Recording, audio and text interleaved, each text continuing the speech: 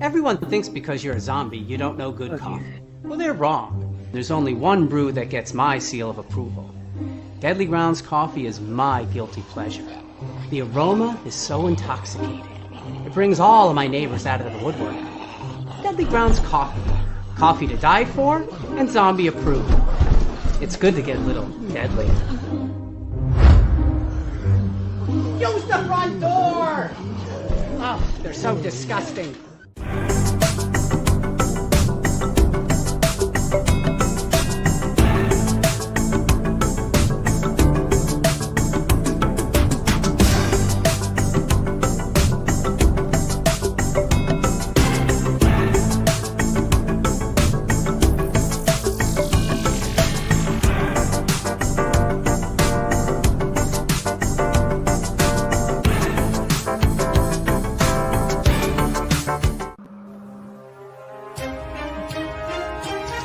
The Dorkening and all affiliated shows are not intended for anyone under the age of 18. The following may contain discussions or scenes that have adult situations, graphic violence, nudity, strong sexual content, and graphic language. This show is intended for mature audiences only. Viewer discretion is advised.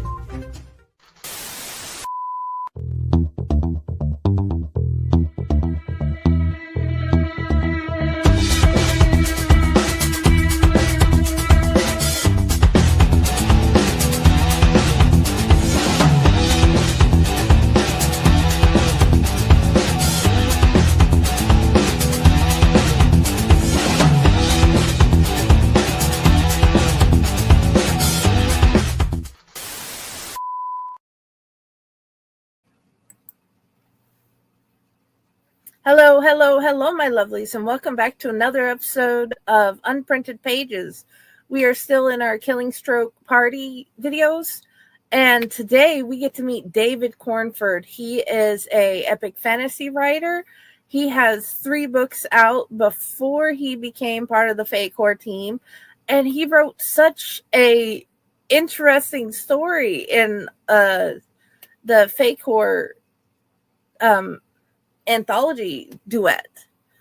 Good morning. Well, good evening, sir. For me, it would be good morning. How are you doing? Good morning. Thanks for getting up so early. So, please tell us a little bit about yourself. So I am. I was born in Canada, born on Vancouver Island, and then when I was very small, mum and dad returned back to England. So raised in England, grew up there, and then in the year 2000, I moved from England to Australia. And so I've lived in Australia ever since. I've done a little bit of traveling. I had some work in India. I had some work in America. So I've done a little bit of living in different places, but I've really lived in Australia since 2000. Lived on the East Coast. Don't know Australia. Very big country, and it's very much a East Coast. Some stuff at the bottom, and then the West Coast. So my wife, who I met in Sydney on the East Coast, is from Perth on the West. And a couple of years ago, when the barriers in Australia for COVID came down, we moved from the East Coast to the West Coast. So now I'm living near Perth in Western Australia. That is epic. That is definitely one heck of a life. And I bet you got a million stories. But today we're going to center around your written ones, because those are the ones I want people to find and get most. Tell us about Bayargle. I am, however you pronounce his name, and his interesting powers of sucking the life force out of people. You're very close. So Bayargle is how I pronounce it. That's in my head, but I take no offense. I quite often will mispronounce my own characters' names. It's whatever sort of mood takes me, but Bayargle is how I pronounce it. In the anthology, it's actually he is a character from one of my books. So my latest novella, Blood and Wild Places, is set in the series that I'm currently writing, and he's the antagonist in that novella. In the novella, it's set a bit in the future from this short story. But what I'm finding as I'm writing is that I'm writing about something, but then I uncover and the characters tell me so much more about themselves, and I uncover all of this backstory. And that's what happened with this character. I had written him in a certain way, and then I kind of went back to him and went, there's just so much depth and so much history to this character that makes him the way that he is in Blood and Wild Places, the novella. And I wanted to tell that story. And I didn't want to tell it in a novella form in my series because I just wanted it condensed, like a little snapshot of his life. And so this was the perfect opportunity to kind of focus in on what makes him the way that he is in the future.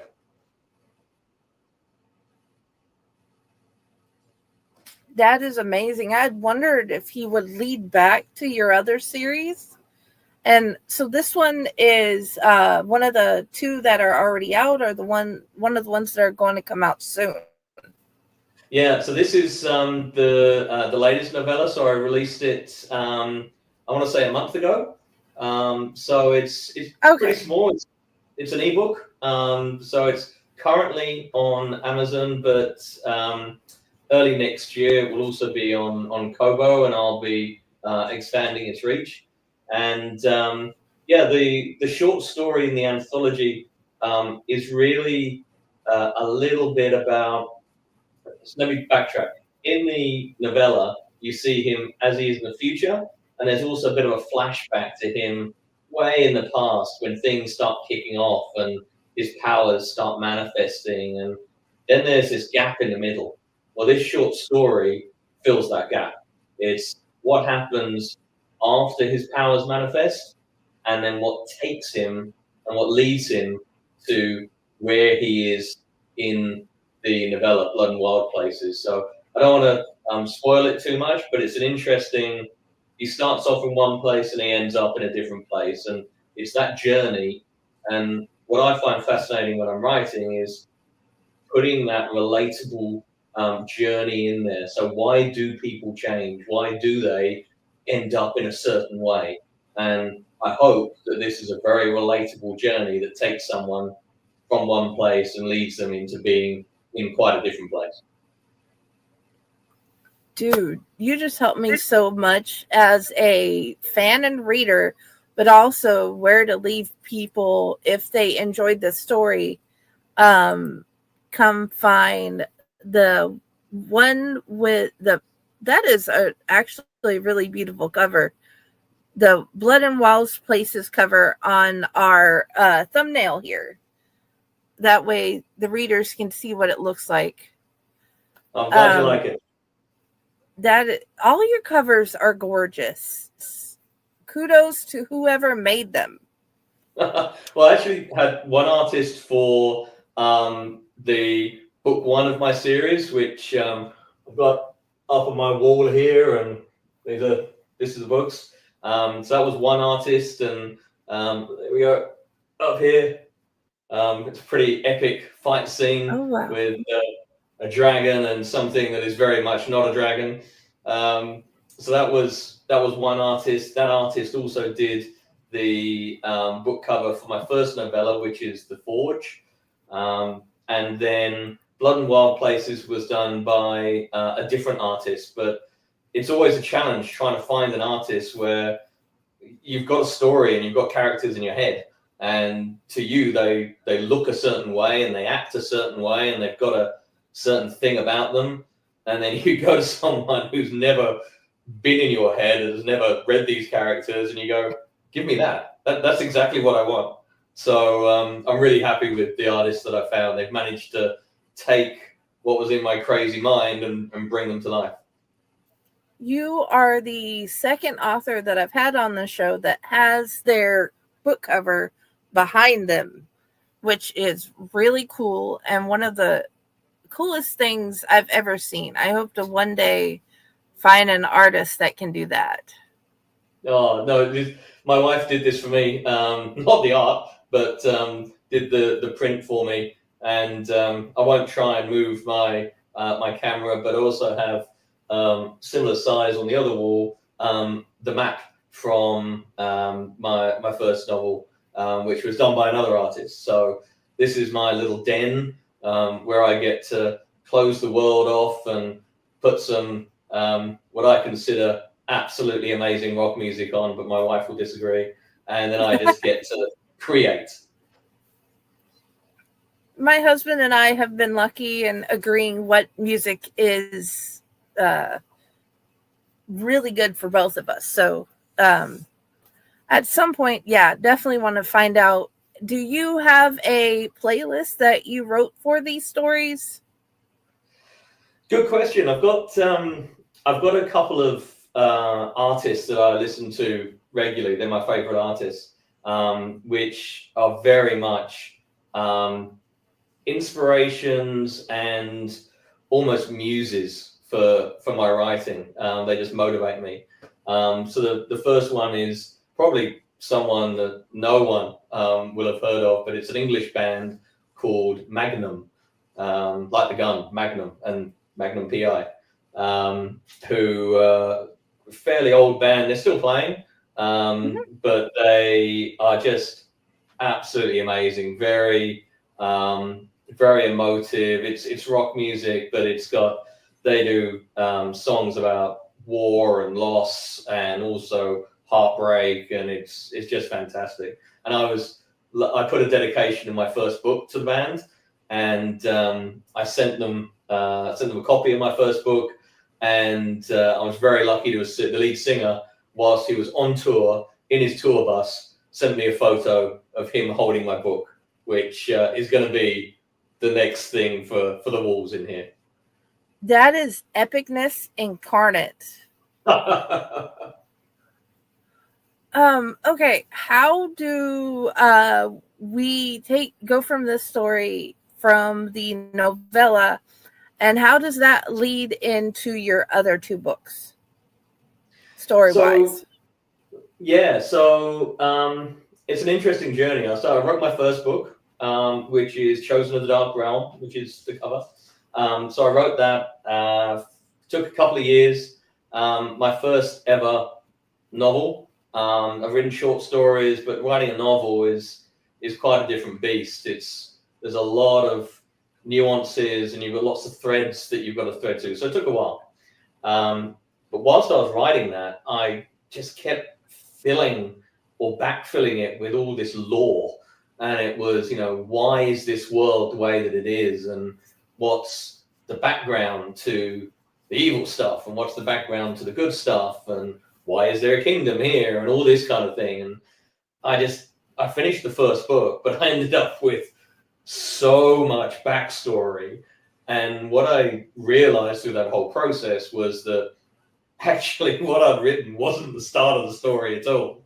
What I'd written is kind of like almost middle-ish, and there's all of this other stuff. And I was kind of at this point where, well, what do? Do I just keep that to myself, or maybe do social posts or something? But it really needs to be heard, because it really deepens the world and the characters that I'm writing. So the first book is book one of the series, and the series is called The Great Plan. And of course, whilst I was writing that, it was like, well, why is there a great plan? So the two novellas are set before it. So they're really starting to set the scene of what will eventually be Chosen of the Dark Realm. What I'm currently writing is, again, a book that's before it. So it's not your traditional way of writing, but I'm actually writing I'm writing the prequel to this one. So what you're going to end up with is the novellas, which can be read as standalones. They're standalone stories. but they will directly lead into this prequel that I'm writing, and then this prequel finishes, and then Chosen of the Dark Realm picks it back up again and carries on. So not a traditional way of writing, but No. what's quite interesting is that any of them could be read as standalone novels. Like, you'll get a lot more if you read them all together, because it's like, wow, this is where the characters have come from. But you can read them separately. So that's the journey that it's all on at the moment.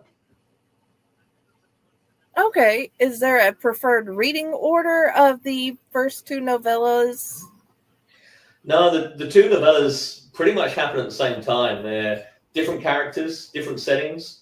So they're different stories. They don't relate to one another at all. When I finish the prequel, then you'll see both those threads come in, and they will be in the prequel, and then you'll see those also come through into Chosen. But the novellas can be read either or. It doesn't matter which order you read them. Okay. That is good, because I've started with The Forge. Well, I hope you like it. It's a short one, but hopefully it gives you a taste. Oh, yeah. My whole entire plan is by the end of the month to have all of them together and figured out what's actually going on. Because I figured this guy has got to lead into somewhere in this world, because most authors, myself included, all the stories lead into something that I've published. And I'm still building that world, and I found out, hey, there's more stuff than I could ever expect. And then one character leads to another character, leads to their backstory, and somehow I've ended up writing one of the people's on the team's backstory. And I'm like, I didn't even know how you would lead into this other character's world. So yeah, it's epic. Your brain's working great. And okay, give me 2 seconds. My husband's leaving for work. I just wanted to tell him have a good day before he left. So yes, this is actually my morning, dear viewers, and I am still grateful I get to see this man. So yeah, my question is, do you have a character in your story that you would like to sit down and have like a meal with, and a cup of coffee, and or both? Because I'm not sure if you like to drink coffee with your meals or whatever, but who would you like to talk to most and learn more face to face? Yeah, that's a great question. Hadn't really thought about that before, but yeah, there's a few. I'm trying to do this without spoilers. So there's the Blood and Wild Places, the cover where there's a bit of a dark face with a antlered kind of figure. That character is very pivotal to the entire series, and it's another character that's on a journey. Comes from he goes through a lot, and I think that he's a character that I would definitely like to sit down and chat to at the beginning of the journey. And then fingers crossed, maybe towards the end of the journey, but I can't say too much because it's a hell of a journey. So that's one character. And there's another character which is in Chosen right at the very end, is mentioned in the Forge, and is going to be a major character. And that character is one that's I can tell you his name. His name is Zuen, Z-U-E-N, and he's not human, very, very powerful, and he's just trying to hold on. He's trying to figure out all of the chaos and all of the plans and the nightmares that are going on around him, and he's trying to make sure that everything doesn't break down. So those two, and then the last one would be Nanaya, which is the lead female character from Chosen, and again, strong character throughout the books, not in the prequels. Yeah, she's comes from a very dark place, again, a very powerful character, very strong female character, and that's definitely someone I'd like to sit down and have a meal with. That is awesome. Are you a coffee or a tea person? Good question. First thing in the morning, cup of tea. Has to be a cup of tea. On the way to work, has to be a cup of coffee. Oh, okay. That normally it's coffee for me and then tea. So oh, there you go. But then again, not everybody likes either or. That's why I always ask, because I like to know what other authors' preferences are. Do you have a favorite place to write? I do. Anyone that's seen anything on my socials will have seen me down by a river that's near where I live. So there's a river called the Swan River here in Perth. Huge river. And there's a place where it's a bit of a wood that then goes down to a little beach. And that's where I wrote The Forge. That's where I wrote Blood and Wild Places. And I take a little chair, stick it down in the sand, get my laptop out, and just ride away looking at the river. And the river has dolphins. And so you'll normally once a day you'll see some dolphins. So it's absolutely idyllic. That's my favorite place to write. It sounds gorgeous. Lately, I write wherever I get the ability to, but then again, I have tinies, so not some of them. A couple of them are not so tiny anymore. Ooh, sorry about that. No problem. I already told them it'll be 10 minutes later than normal because of this. So, what is the place you're looking forward to leading your story? Because I know you don't exactly lead it, but what place are you looking forward to finding yourself in the story next? Where's the story going? Yeah, where the story's going, but is there like a place in the world that you're looking forward to seeing in the story, or a character development thing that's going to happen that you're like, oh my God, I can't wait to see how this will happen, or how we'll get to here and what happens here? Yeah, great. So I guess two things. One is the story is called the Great Plan series. That's the series of the books. It's hinted at what the Great Plan is, but it's never really revealed. I'm really looking forward to the reveal. So that's something which I'm trying to hint at, give a few little, ooh, what's going on here? But that's something I'm just going to bring and smack in the face at some point. So that I'm very much looking forward to. Still not quite sure how I'm going to do that, but it's something I'm building up to. So that's the first one. And the second one is, I know how the story is going to end. And it is going to be truly epic. And I'm really looking forward to making that happen. So again, I don't want to give too much away, but a big reveal and a very big event, let's say, that's going to shake everything up, and you're going to see a lot of churn with characters. So those are the two things which hopefully will really shake people, and they're what I'm looking forward to. Okay. Is there a favorite quirky or fun character that you have in the story that you want more people to notice and be a bigger fan of? Yeah. Again, good question.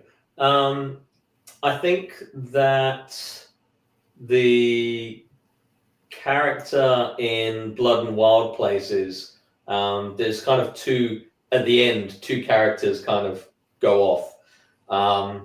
One is Antler Man, and the other one is one that I'm still developing. So that one is one that I would.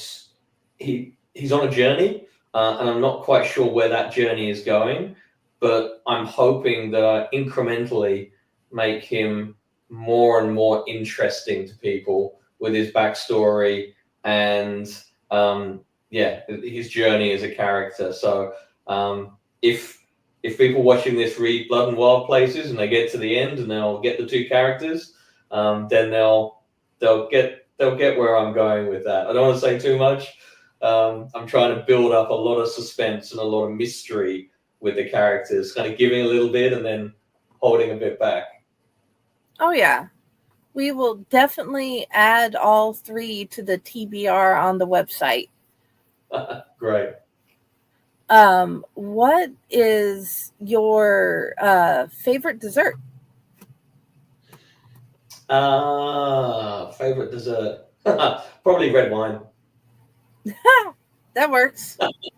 You're the first person that gave a liquid as the dessert. Normally people are like, ooh, brownies or mint chocolate chip pie or something. No, if you're going to have the calories, let's just jump straight to it. Hey, that makes sense. That's a great answer. What is your favorite book or book series? So anyone that's read my bio knows I've got a close connection to David Gemmell, and his many of his series, the Waylander series, the Druss series of his, they are the John Shannow series of his. I could keep going on. They're old. But they're favorite. They're quite dear to me. So they come up, and then the other one is probably one of my favorite books because I read it when I was young and it uncovered fantasy for me. Is Magician. So that's a big one for me. I've got a big trade paperback revised version in there. And that comes out every so often. It's falling apart, but that's another favorite for me. I can honestly understand that. You should see what my copy of Friday by Robert A. Heinlein looks like after getting the original trade paperback copy when it was published. So, yeah. Since we are getting to the end, where do you want people to find you, and do you cook? And if you do, what is your favorite recipe? So you can find me on Facebook, David Cornford. You can find me on Instagram. I've recently started on Substack. I'm also on X and Blue Sky. So David Cornford author. You'll see the picture. That's where you can know that it's me. Do I cook? Yes. And what do I cook? Anything spicy. I love chili. The hotter the better. So Mexican food, Indian food. Probably I cook more Mexican food. And my wife cooks more Indian food, but anything with chili. Alrighty, that is awesomeness. And in the wherever links go, you will find a link to his website with his bio. And please follow that. You'll find some really cool things, and it'll lead you to different places. That's how I ended up on his Substack. How I found him is in our Discord. And we have a call for submissions out for reimagined fairy tales. So if you'd like to join us at Fake Horror and write with us, because we're welcome to anybody who has an amazing story, And we want to write with you. So if I'm at all the places, Owl Light, Faycore, just look for the fairy or the owl. And I'm also pretending to be a whole bunch of other authors, so you might find me there talking to you. So please, I have 2 poems, An Imminent Bloodbath. He has his story, and it is so early. Like, what was the name of your story? I cannot remember it for the life of me. Drops of Blood. Drops of Blood in Buried Secrets. You will find a teaser, and I'm going to find that video or find out if I put up that video yet. And please go read his stories, his short story in our anthology, which will lead you straight into his other stories. And you want to check those out because this is a beautiful world. Have an amazing evening, and I hope your weekend goes well, everybody. Bye.